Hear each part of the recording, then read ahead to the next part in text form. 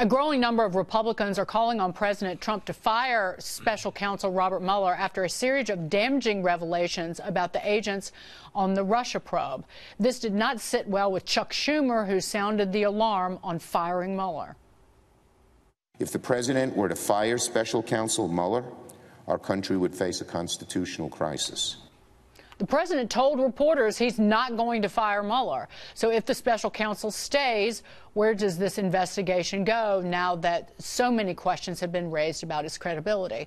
Let me bring in Dan Henninger. He is the Wall Street Journal's deputy editorial page editor. Number one, there are so many of these Democratic lawmakers, Schumer, Warner, I think even Gutierrez in Congress is talking about what we're going to do if President Trump fires Mueller. I just think they're trying to egg him on, quite frankly. I think there's something to that, Dagan. I mean, they sound as though they'll be disappointed if he doesn't fire Robert Mueller. And as the president said Sunday, no, he doesn't intend to do that.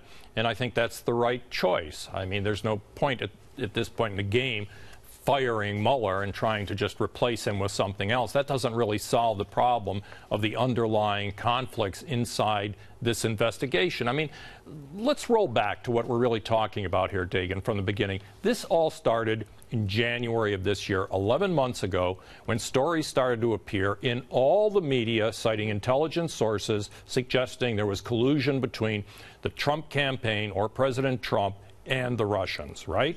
Those stories ran for about 6 months. Then we get Robert Mueller appointed. In fact, this story has not advanced very much at all from the original suggestions that there was collusion.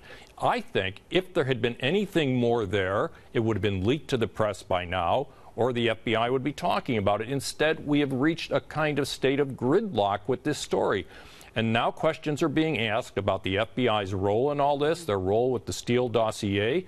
And I think at least half the American people are saying to themselves, what is going on here with our major national security institutions, like the FBI and the Department of Justice? Well, so Andrew McCabe, the deputy FBI director, gave testimony in front of the House Intelligence Committee. And now it looks like, because there were so many inconsistencies that appeared during this testimony. One thing, McCabe was asked about when he learned about that the dossier had been funded by the Hillary Clinton campaign and the Democratic National Committee. He claimed he couldn't recall, but then there were reported existence of documents with McCabe's own signature on them establishing his knowledge of the dossier's financing and the provenance. See, this started last year, and I was sitting with Maria Bartiromo at the DNC when this narrative first developed after those emails were leaked about trying to establish some connection between then candidate Trump and Russia. Trump, Russia, Trump, Russia. Right. At the same time,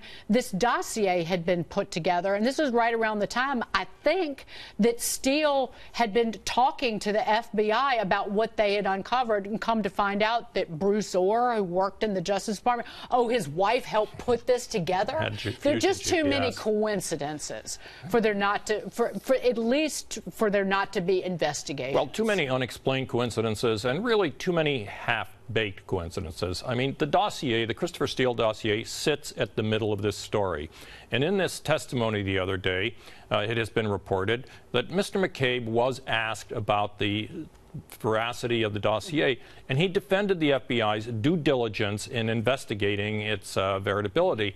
But when he was asked for specifics, he said, for instance, Carter Page, Trump campaign worker, met with the Russians. Well, we know that. Carter Page has admitted that. And there's been nothing more beyond that point. And so how can you do anything other than step away from something like Mr. McCabe's testimony and say, what are you talking about? Don't you have anything more based on this dossier than that? This undermines the credibility of Christopher Steele and that dossier. Real quick, Dan, how does this end? We do have the Justice Inspector General doing or putting a report together, Michael Horowitz, that comes out. But is that going to be the end of this?